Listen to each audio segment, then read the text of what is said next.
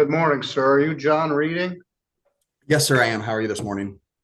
We're ready to go. Set that energy drink aside. We'll Yes, pretend sir. like we're in court and we'll get started. Donna Brown is here with me in the courtroom, and you're here by Zoom, which is acceptable for this first pretrial.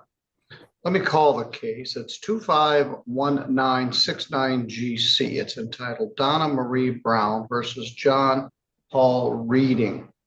We've had some previous cases. We had at least one with these parties in this court. I think there have been some actions in some other courts here. And this is a new general civil case. Plaintiff claims substantial damages. She caps them at $25,000 to keep the matter in the district court. District court has jurisdiction over general civil matters up to $25,000. It's $25,000.01. It must be removed to the circuit court. So am I correct, Ms. Brown? You're capping your request for damages at $25,000. Yes, sir. There are multiple claims. I've got, this file is already this fat and we haven't even started yet. This morning, I received a pleading from the defendant entitled Defendant's Motion for Summary Judgment to Dismiss for Lack of Subject Matter Jurisdiction under 2.116C4 and 2.116C8.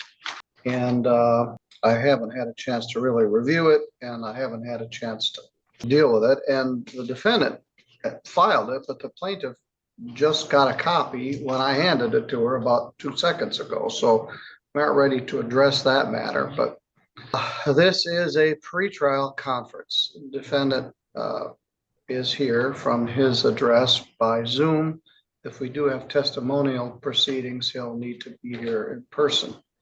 The plaintiff has filed a bunch of stuff, including subpoenas and discovery motions and that sort of thing, some of which may be a little bit premature. The general rule in district court civil matter is there's no absolute right to discovery. And subpoenas don't just get issued willy-nilly. They cause a lot of work at the other end. So, Ms. Brown, you filed this action. You capped it at $25,000. What are you asking me to do here? Your Honor, I'm looking for relief in this case. There was a contract in good faith between Mr. Redding and I for the children's enrichment, and I have paid for it, and Mr. Redding has stopped paying his contractual obligation.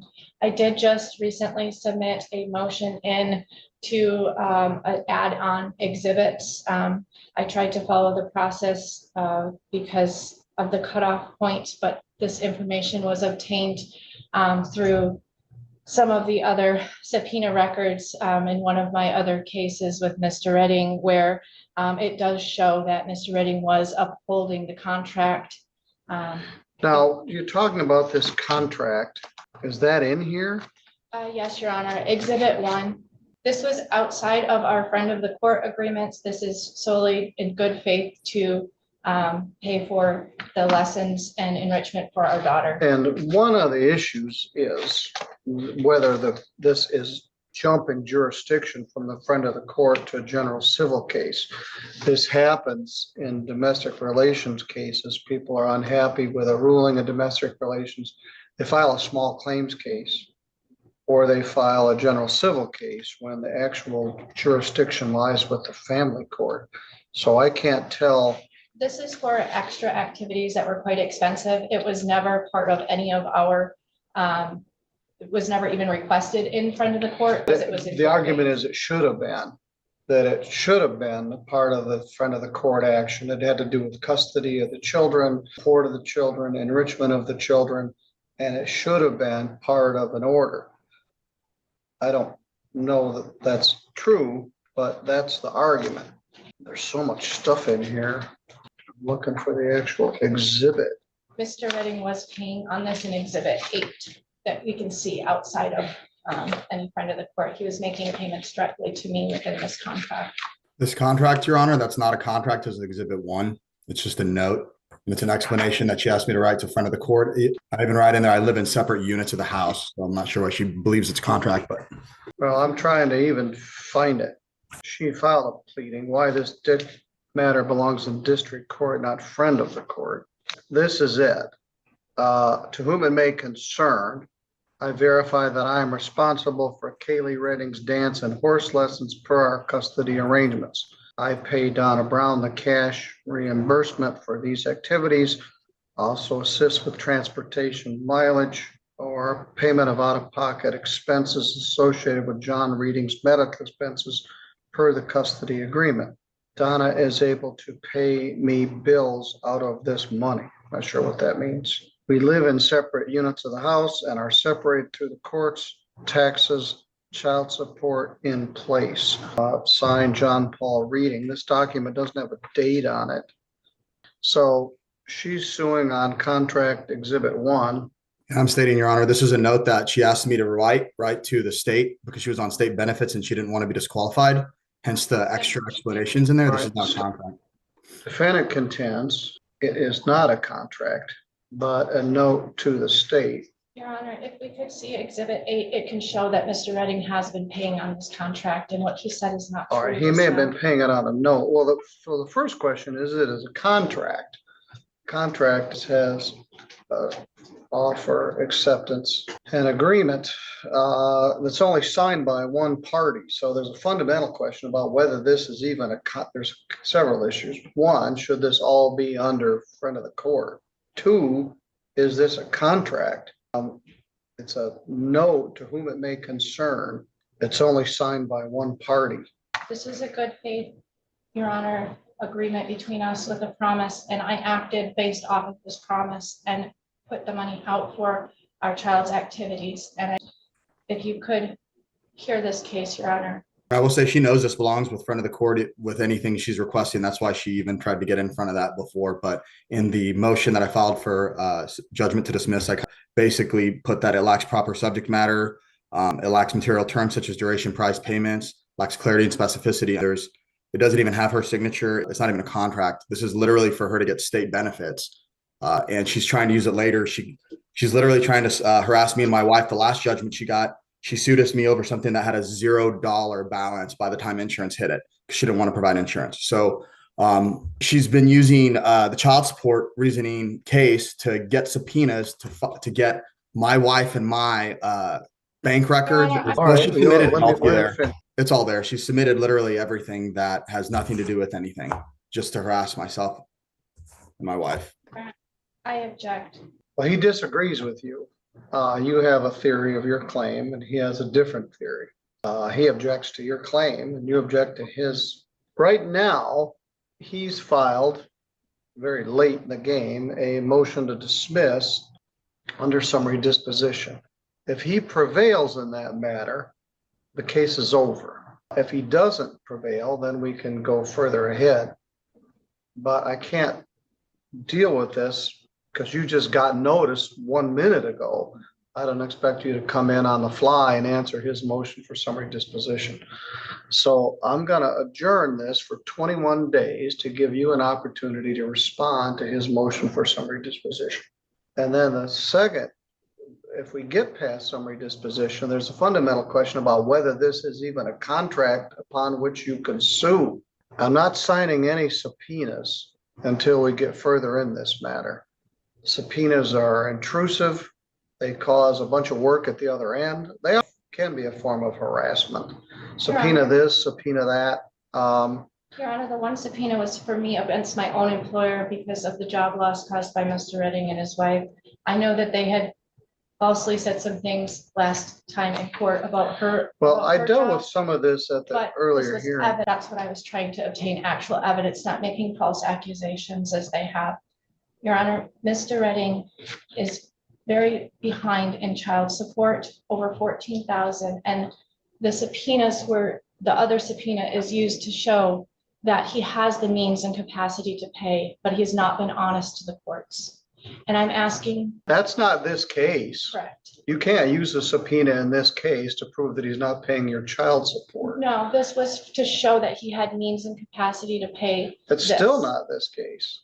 It doesn't matter whether he has means and capacity to pay it. That starts if you get a judgment and then you attempt to collect on it. Yes, Your Honor. But right now, he filed this last second motion, which isn't fair to you to have to respond to it. Okay. So let's continue this. To clarify, Your Honor, that's only like 5 or 6 months of child support. I know this is being live streamed, so Say that again. I didn't understand you. this is only about 5 or 6 months of child support, and I've still been making like very low $150, $200 a month payments towards her. It's not like I've not been paying child support for years. It's just for jobs where you're paying almost $2,000 a month in child support. It takes a little bit of time, panel interviews. Yes, this is a child support case that is Yes, sir. lapped over into general civil. And that happens, as I said, from time to time. Let's see if we can find a place to put. If you could, look at Exhibit 8, though, you'll see that he was paying on this separately in this agreement, so. And Yeah. I think that probably is accurate. Well, if I'm paying on something when we're all living together in the same household, that's a different Well, story. one than- problem is that this thing doesn't have a date on it. I don't know if it's pre-order or post-order or. Our child support orders were done back in 2015 and 2020. This signature was in 2023 by Mr. Redding. Additionally, with a move out of the house, this was a contract in good faith between us that it was not brought up to friend of the court for any matters because Mr. Redding was paying on these things prior. And it should have been. You're backdooring the friend of the court by some sort of document that you call a contract. The friend of the court has jurisdiction over child support and these sorts of issues. And you're claiming that outside the knowledge and belief of the friend of the court, that he agreed to this contract. We'll have to figure that out. Yes, sir. Today is She January submitted 26th. this. She submitted all this to the front of the court, and they thought it was unreasonable that I pay $20,000 a year for a child to have a horse and do extravagant activities. If I choose to pay that when I'm living in a house, it has That's nothing to do with correct. anything here. Your Honor, this has never gone to the friend of the court because Mr. Redding was just paying on it. And that's why I made the decision to keep our child in an activity that was really helping her. All right, finding a place to put this is a little problematic. 21 days would get us into February 16th as a government holiday for President's Day, I believe. I'm gone Monday, the 23rd. Your Honor, Yes, if we could, since Mr. Redding and I have multiple things going on, the only way for me to collect is when we sell the house. Mr. Redding has not been paying on the house, and so I'm trying to partition that and push that through with Judge Pattison. and So Judge any- Pattison has that case, Correct. If yes. any judgments were to come from this, that would probably be my only window to collect from Mr. Redding. So if the soonest date possible, to try to push this along so that it could go in combination with our other cases, Your Honor. All right. Well, I can rule on it right now, but you just got it. So, I'm adjourning this for your benefit. So I'm trying to find a time to put this. Is Zoom hearings But we something missed for, two Mondays in February. Your Honor, Zoom hearings for the rest of this possibility as I live in Texas? Yes, this next hearing will also be by Zoom. I'm trying to set it as soon as I can, but there's already stuff set. The 16th of March is not within 21 days. 16th of February, excuse me, that's a Monday, but we're closed that day. So the next possible day would be the 23rd, and I won't be here that day. So that takes us to March 2nd, which is crammed full. So I'm going to continue this to March 9th, 2026 at 9:20. You're welcome to come in live or by Zoom. Block 9:20 to 10:30. We'll have more than an hour if we need it. You've got a number of things that you filed, motions, and some of these are not controversial. For example, leave to file supplemental exhibit lists. I won't have a problem if we get that far to allow you to file additional exhibits and witnesses. But the motion that he filed is dispositive. If he prevails, the case is over, and you haven't had a chance to respond to it. So you have 21 days from today to file a response to his motion for summary disposition. You don't have to file a response, but you have a right to. Unfortunately, 21 days would get us to March or February 23rd, which would be a good day, except I'm not here. So the next available space is March 9th at 9:15. He claims lack of subject matter jurisdiction, promissory estoppel, alleges that all child expense disputes should be made with the friend of the court, not the district court, and some other things. So we're on hold pending ruling on those motions. So that's really all we can accomplish. If you have any additional motions you wish to file, notice them out for that same date, March 9th. All right, that's, I guess, all we can accomplish at this point. I've reserved on all the motions that the plaintiff has filed. As I indicated, some of them are not very controversial. Should be easy if we get that far to rule on. But the defendant's motion for summary disposition cannot be heard this morning because the defendant hasn't had a chance to respond. Plaintiff hasn't had a chance to respond. So the entire matter is continued to March 9th at 9:20 a.m. We'll rule further on it. The partition matter is still pending in front of Judge Pattison, is that correct? So initially I had put that in a petition back in 2024. It went through. Mr. Redding had it dismissed based off of our rights to survivorship. During our personal protection order hearing that I was able to get against Mr. Redding, Judge Pattison told us that it would be best if we changed the deed so then we could repartition. So I agreed to change the deed to remove the rights to survivorship so that I could put it back to petition to get Mr. Redding to sell.